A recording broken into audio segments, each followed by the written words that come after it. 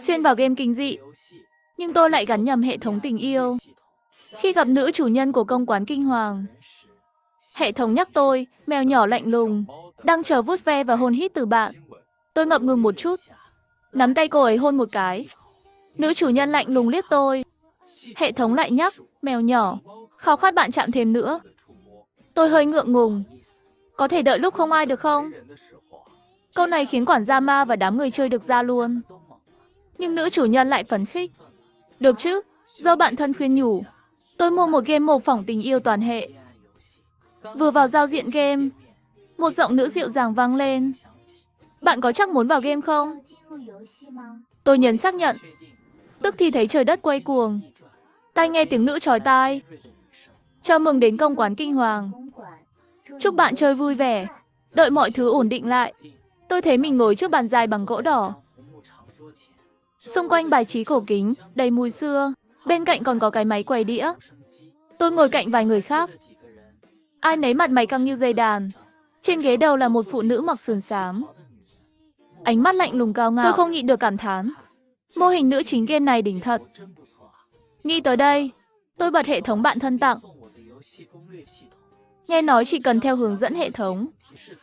Dù gà mờ tình yêu như tôi cũng qua ải ngon ơ. Hệ thống tình yêu nhanh chóng khởi động. Hãy đặt một biệt danh cho đối tượng của bạn.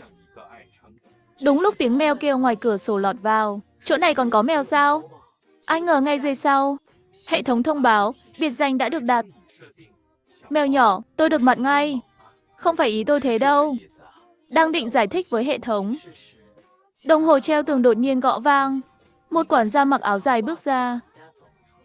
Chào mừng quý khách đến làm khách ở công quán. Công quán gần đây đêm nào cũng ồn ào. Chủ nhân không ngủ được. Mong mọi người giúp đỡ giải yếu. Nghe vậy tôi nhìn sang, nữ chủ vẫn mặt lạnh như tiền. Hệ thống bỗng báo, mèo nhỏ của bạn đang buồn. Đang chờ bạn vuốt ve và hôn hít. Tôi nghe mà ngỡ ngàng. Liếc quanh đám người bên cạnh. Chẳng lẽ tụi này cũng là phân quả? Dù sao tôi vẫn đánh liều bước tới nữ chủ. Nắm tay cô ấy, rồi nhắm mắt hôn lên tay một cái. Đám bên cạnh hét lên, nó điên rồi. Còn nữ chủ chỉ lạnh lùng nhìn tôi. Chẳng chút cảm xúc nào. Hệ thống lại nhắc tiếp. Mèo nhỏ khao khát bạn chạm thêm nữa.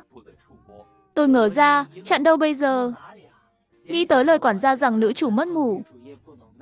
Tôi bừng tỉnh, game này có nội dung đó sao? Tôi hơi ngại ngùng. Có thể đợi lúc vắng người không? Câu này vừa thốt ra, đám người chơi khác được mặt luôn. Còn chơi kiểu này được nữa hả? Nhưng nữ chủ nhân lại hào hứng. Được thôi, cuộc trò chuyện kết thúc. Quản gia phát chìa khóa phòng cho từng khách. Chỉ mình tôi bị dẫn vào phòng nữ chủ.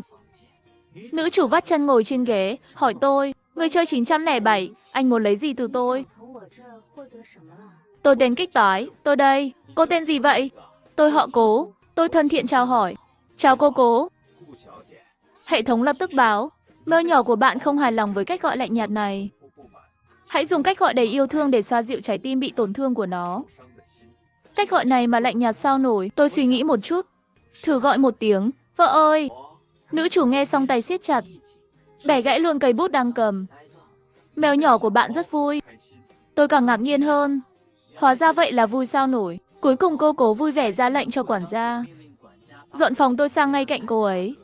Đến nửa đêm, ngoài nhà bỗng vang lên tiếng mèo gào chói tai. Càng lúc càng thảm thiết. Hãy tạo môi trường ngủ thoải mái cho mèo nhỏ của bạn. Nhớ lại lời quản gia về việc nữ chủ mất ngủ. Tôi quyết định phải ra ngoài xem sao. Nhưng vừa đẩy cửa ra, đã thấy cô Cố đứng một mình ở hành lang. Vợ ơi, cô làm gì đó? Anh đi đâu vậy? Tôi đáp thật. Bên ngoài ồn quá. Tôi sợ cô ngủ không ngon. Đi xem một chút. Cô Cố nghe xong cười khẽ. Anh quan tâm tôi lắm hả? Tôi hơi ngượng. Ừ, vì cô là của tôi. Lời chưa dứt, đã bị hệ thống ngắt ngang. Mời mèo nhỏ của bạn cùng đi dạo. Sẽ tăng điểm thân mật đấy. Tôi nhìn ra cửa sổ tối om. Nghi hệ thống bị lỗi rồi. Ai đời nửa đêm đi dạo tăng thân mật chứ? Nhưng vẫn mời, vợ ơi. Cô có muốn ra ngoài xem với tôi không? Anh thông minh đấy. Tôi đi với anh một chuyến. Lúc này khách dưới lầu chưa ngủ, tụ tập quanh bàn dài xì xào to nhỏ. Con mèo yêu ở sân sau mạnh lắm, khó đối phó cực kỳ, nhưng nếu không xong nhiệm vụ đêm nay, chẳng biết chủ công quán sẽ làm gì. Tôi với cô cố xuống lầu. Đúng lúc bị họ để ý, thấy ai nấy mặt đầy cảnh giác. Tôi nhịn không được hỏi cô cố, danh tiếng cô tệ vậy sao? Cô cố gật đầu. Danh tiếng tôi luôn tệ thế này. Nói xong cô ấy nhìn tôi. Giờ anh chạy còn kịp đấy. Mèo nhỏ của bạn đang bất an. Hãy an ủi nó. Thế là tôi nắm ngay tay cô cố. Tôi không chạy đâu. Tôi sẽ luôn ở bên cô. Cô ấy không đáp. Mắt thoáng chút oán trách. Anh nói phải giữ lời đấy. Rồi tôi với cô cố theo tiếng mèo kêu, đi ra hành lang ngoài sân. Thấy một con mèo đen bé xíu. Con mèo vừa thấy tôi, lập tức cong lưng lên, tư thế chuẩn bị tấn công.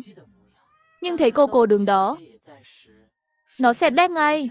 Tôi nhân cơ hội bế nó lên, cười với cô cố, không ngờ mèo cũng sợ cô. Cô ấy chẳng để tâm. Chuyện này không sao. Đúng lúc con mèo há miệng, dùng răng cọ cọ lên cánh tay tôi vài cái. Cô cố thấy vậy, giơ tay chạm vào cổ nó. Con nhỏ này mà làm chồng tôi bị thương, chẳng phải đáng chết vạn lần sao? Con mèo nghe xong sợ phát khiếp, co rụt thành một cục. Tôi thở dài. Cô đừng dọa nó nữa. Tôi định để con mèo ở phòng mình, nhưng cô cố bảo nó cần tắm rửa tử tế. Sai quản gia mang mèo đi mất. Sáng hôm sau dậy, hệ thống nhắc tôi hãy hái một bó hoa tươi đẹp cho mèo nhỏ để tô điểm buổi sáng. Tôi bước xuống lầu, gặp ngay quản gia. Hắn cúi chào tôi. Ngài đi đâu vậy? Tôi muốn hái hoa cho cô cố. Gần đây có chỗ nào hái hoa không? Ngài đợi chút. Hắn chạy vội lên lầu. Vài giây sau mang xuống cái áo khoác đen. Vườn hoa ẩm ướt lắm. Ngài phải mặc áo khoác vào đấy. Tôi không để ý lắm, nhưng quản gia cứ khăng khăng. Tôi đành khoác áo lên, theo chỉ dẫn của quản gia ra vườn sau. Cửa vào vườn sau đầy một đám hoa đỏ rực như máu. Chẳng hiểu sao, tôi vừa đến gần, chúng đồng loạt thụt lại. Đợi tôi băng qua đám hoa đỏ không tên đó, thấy ngay một bó hồng tươi rói. Đang định hái thì một tia sáng tím hút hồn tôi. Ở góc bụi cỏ có một cái nhẫn ngọc tím nằm lẻ loi. Chắc ai đó làm rơi ở đây. Tôi vội nhặt lên cất đi, định lát nữa nhờ cô cố tìm chủ nhân. Khi tôi mang hoa về cho cô cố, cô ấy bảo tôi lại gần. Hệ thống lại nhắc, mèo nhỏ của bạn cần một nụ hôn sớm đầy yêu thương. Tôi cúi ngay xuống, hôn nhẹ lên trán cô cố một cái. Khác với vẻ lạnh lùng hôm qua, cô cố đỏ mặt luôn. Tôi bảo anh xem tôi có bị thương đâu đó không. Tôi ngơ ngác.